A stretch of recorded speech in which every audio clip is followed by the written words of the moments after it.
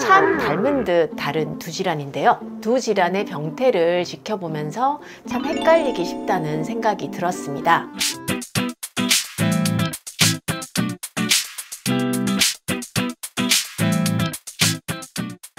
안녕하세요. 바르미 여러분들, 얼핏닥터 신정민 원장입니다. 우리의 얼굴은 의사소통과 감정 표현의 중요한 도구인데요. 얼굴의 근육이 한쪽으로 쏠리면서 원치 않는 찡그린 표정을 만들어내고 통제할 수 없는 경련이 발생한다면 일상생활에 많이 불편함을 만들 수 있습니다.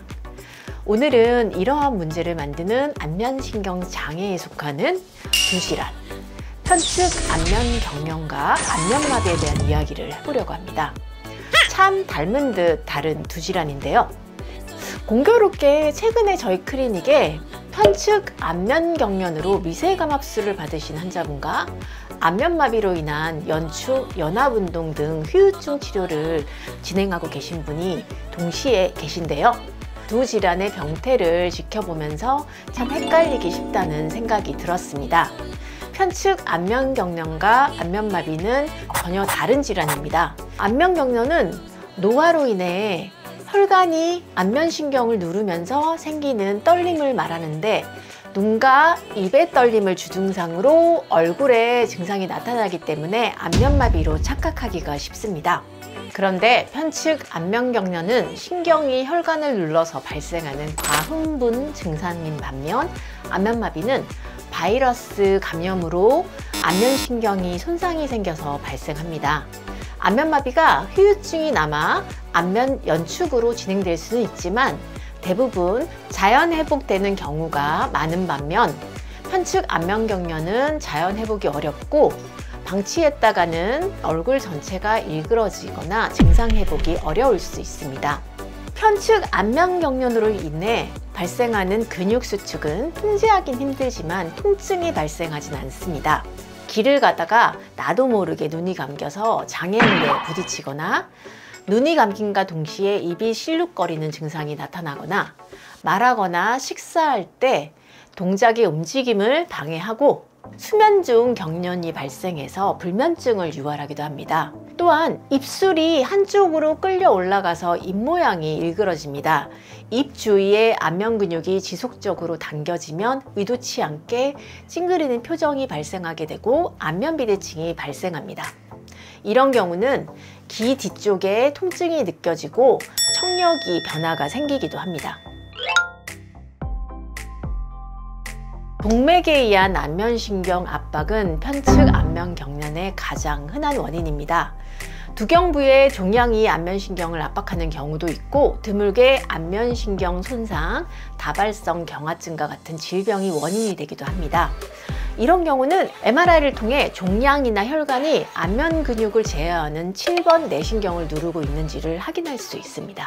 편측 안면경련의 일반적인 치료법은 보톡스와 미세혈관 감압술이 있습니다. 보톡스는 근육 수축을 유발하는 신호를 차단해버립니다. 최대 85%의 사람들이 개선되는 걸로 알려져 있지만 주사를 3-4개월마다 반복해야 합니다. 미세혈관 감압술은 머리뼈를 떼어내 뇌를 둘러싸는 경막을 열어서 수술을 하게 되는데요. 신경을 압박하는 혈관을 들어 올리고 신경과 혈관 사이에 테프론 솜을 넣어서 들러붙지 않고 완충작용을 할 수 있게 하는 시술입니다. 또한 편측 안면경련을 예방을 위해 혈압과 고지혈증을 조절하는 것이 중요한 것으로 알려져 있는데요. 이는 혈관이 늘어나고 구불구불해지는 뇌혈관의 퇴행성 변화를 줄여서 안면신경이 압박할 가능성을 낮추기 때문입니다. 지나친 스트레스와 정신적인 긴장을 줄이고 윙크하기, 입바람 불기, 껌 씹기, 입 벌려 웃기 등 안면 근육의 운동과 눈의 피로를 줄여주는 눈 주변 마사지도 근육경련 예방에 도움이 됩니다. 안면신경 마비는 한쪽 얼굴 근육이 마비가 나타나 입모양이 삐뚤어지고 눈이 감기지 않는 증상이 나타납니다. 한방에서는 구안화사, 와사풍이라고 부르며 스트레스나 가루가 많은 현대인에게 많이 발생하고 있습니다. 갑자기 한쪽 눈이 감기지 않고 입이 삐뚤어져서 잘 움직여지지 않으며 이마에 주름이 잡히지 않고 혀에서 맛이 느껴지지 않는다면 벨마비를 의심해 보시면 됩니다. 마비 전 귀 뒤쪽에 통증이 있는 경우가 많습니다. 청각이 예민해져서 소리가 울리고 크게 들리기도 합니다. 안면신경 마비가 발생하는 정확한 원인은 알려져 있지 않습니다. 수두, 독감, 호흡기 바이러스, 단순 헤르페스 등의 바이러스가 안면신경에 감염되면서 일어나는 것으로 추정되고 있습니다. 특히 임신, 당뇨병 등이 있을 때 안면마비에 걸릴 확률이 더 높습니다. 7번 내신경인 안면신경이 바이러스가 침투해서 염증이 생기고 부종이 발생해 안면 근육에 마비가 발생하는 것입니다. 안면마비의 경우 급성기에 2~3주 동안 집중치료를 받으면 대부분 좋아집니다. 하지만 안면마비 환자 중 29에서 33% 정도는 크고 작은 후유증이 남습니다. 마비가 불완전하게 회복되거나 신경이 비정상적으로 복구되어서 구축이나 연합운동, 악어 눈물 등의 후유증이 남게 됩니다.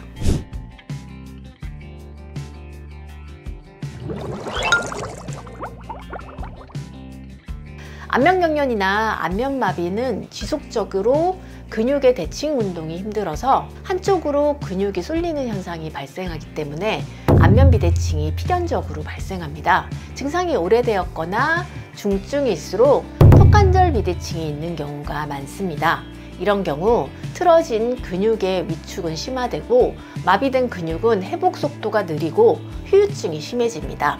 이 안면경련이나 안면마비로 인한 안면비대칭의 경우 치료가 힘든 것은 사실이지만 제대로 된 치료를 하게 된다면 기간에 관계없이 회복이 가능합니다. 안면경련이나 안면마비로 인한 안면비대칭을 개선하기 위해서 저는 이러한 원칙을 가장 중요하게 생각하고 있습니다.